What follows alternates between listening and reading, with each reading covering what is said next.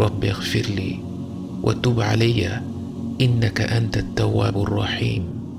হে আমার রব, আমাকে মাফ করে দিন এবং আমার তওবা কবুল করুন। নিশ্চয়ই একমাত্র আপনি আত-তাওয়াবুর রহিম। আবু দাউদের হাদিসে বর্ণিত আছে, নবীজি সাল্লাল্লাহু আলাইহি ওয়াসাল্লাম কখনো কখনো এক বসায় এই দোয়াটি 112 পড়েছেন। দোয়াটির শুরুতেই আমরা বলি, রব্বি, হে আমার রব, আমি যত নাফরমানি করে থাকি না কেন, আল্লাহর যত অবাধ্যই হয়ে থাকি না কেন, তবুও তো আল্লাহ আমারই রব। আমি যত বড় গুনাহগারি হয়ে যাই না কেন, আর কেউ তো আমার রব হয়ে যায় না, আর কেউ তো আমার রব হওয়ার ক্ষমতা রাখে না, বরং আমার রব হলেন আল্লাহ, যিনি আমার শত নাফরমানি উপেক্ষা করে প্রতিটি মুহূর্তে আমাকে লালন পালন করে যাচ্ছেন। আমার রব হলেন আর রহমান আর রহিম, পরম করুণাময়, অসীম দয়ার মালিক।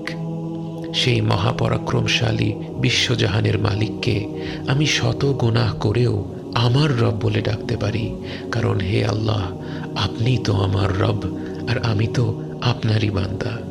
আপনাকে ডাকার মতো অজস্র সৃষ্টি আছে, কিন্তু আমার তো ডাকার মতো আর কোনো রব নেই।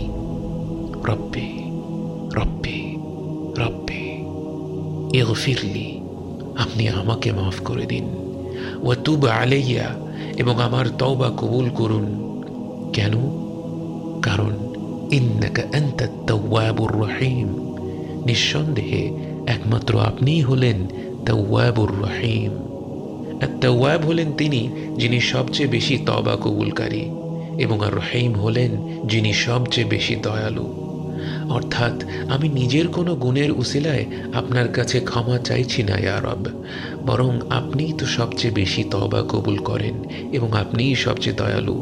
আপনার দয়া, আপনার রহমত, আপনার তওবা কবুল করার গুণের দিকে চেয়ে আমি আপনার কাছে হাত পেতে রই।